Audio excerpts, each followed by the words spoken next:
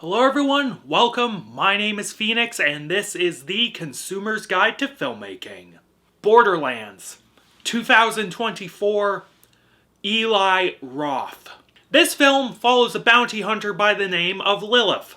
While working a contract, Lilith is approached by Atlas Corporation CEO Deucalion Atlas with a more lucrative job opportunity. This new gig entails her traveling to the planet of Pandora to track down Atlas's missing daughter Tina, who was taken by a former Crimson Lance soldier named Roland.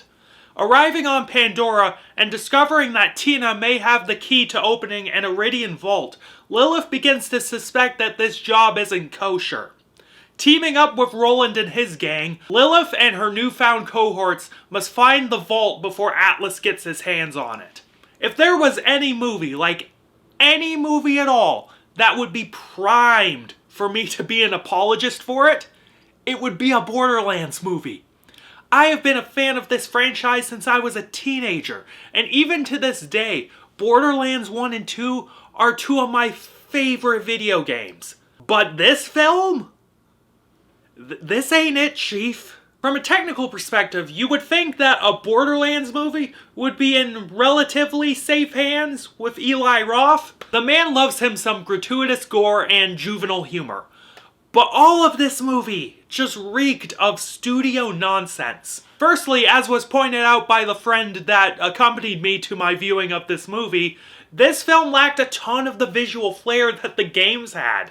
When introducing characters in the game, the action would pause and it would smash zoom on the character with their name in the big Borderlands font and a funny little subtitle under it. Yeah, none of that sort of stuff was in the movie, which would have aided immensely in immersing fans in this world. Secondly, for a series that is known for being fairly gory and violent and full of wild action, the action wasn't all that great in this movie.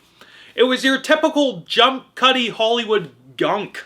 The only character that got a wide berth from the camera every now and then was the dude playing Krieg, but that's a dude in a mask, so you can shove a good stunt guy in a mask and have him take the bumps, you know. On top of that, the PG-13 rating neutered every action scene. There was no gore whatsoever in any of these set pieces, and there were some action scenes in this film that would have greatly benefited from some wild gore. I don't know, this shit was weak. The original score in this film is really forgettable. Generic action movie music. It had a little twinge of rock in there, but not enough to remind me of the music from the game. The soundtrack in this film is also really bad and doesn't evoke the feelings I had when I played these games. There's no Cage the Elephant, there's no The Heavy, there's no nothing. Muse was the closest thing they had to a song and band that would fit in a Borderlands game. Fucking Muse. I was really lame. I think what I will say though is that in terms of sets and makeup and art design, the film looks like Borderlands for the most part. All the characters look like the characters more or less. Casting is another subject we will get into eventually, but the characters, as I said, looked like the characters. Props to the hairstylist who nailed fucking Cate Blanchett's hair. They got that wig to look just like Lilith's hair in the game. It was really cool. All the environments in the movie were reminiscent of their game counterparts, at least in spirit. Firestone was maybe a bit bigger than what was depicted in the game, but that's just me being a good old nitpicking Nicky. Fucking no. The special effects in the film weren't a complete eyesore, and all the big set pieces that needed those were made to look not totally terrible, so there's that. Moving on to the writing, this is definitely the film's biggest problem. Much like the visual style, the script kinda lacks anything that made the games so fun. The games had such a simple premise and story, and all of these characters justified their existence based on their personalities alone. The game also had such a fun sense of humor, with player engagement often being at the center of it. But this film had none of that. This film committed the grievous sin of overcomplicating a simple premise. This overcomplication comes from the writers throwing every single corny movie trope at the wall and hoping the shit they threw stuck. Tortured family history, kid characters, Jesus. Big plot twist that shifts importance from one character to another, even though the plot twist wasn't much of a twist to anyone who played these fucking games. It's all fucking there. Newsflash though, none of this trash stuck. But worst of all is that this film just isn't really funny. I suppose some of the things Claptrap said got a snicker out of me, and the Piss Gulch bit kind of felt like an Eli Roth thing, but a lot of the humor in this film just fell flat on its face. The cast are also a major detriment to the film.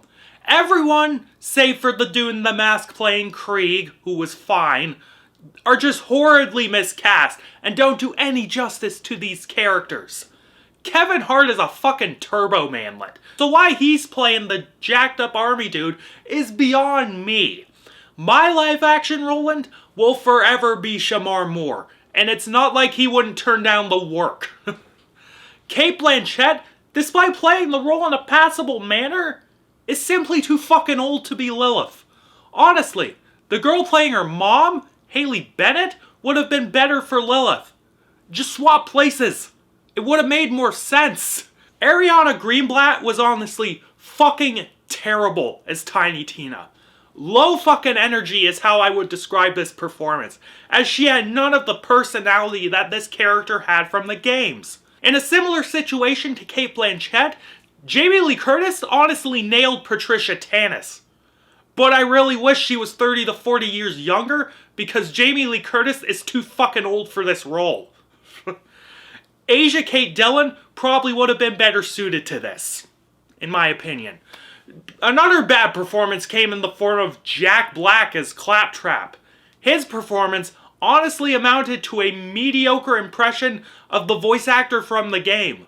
Like, you could recognize it as Claptrap, the voice, but it wasn't quite right. Like, why not just hire the voice actor from the game? Again, it's not like he would turn down the work. Among other things, I really wish this film had an R rating and Eli Roth just got to be Eli Roth.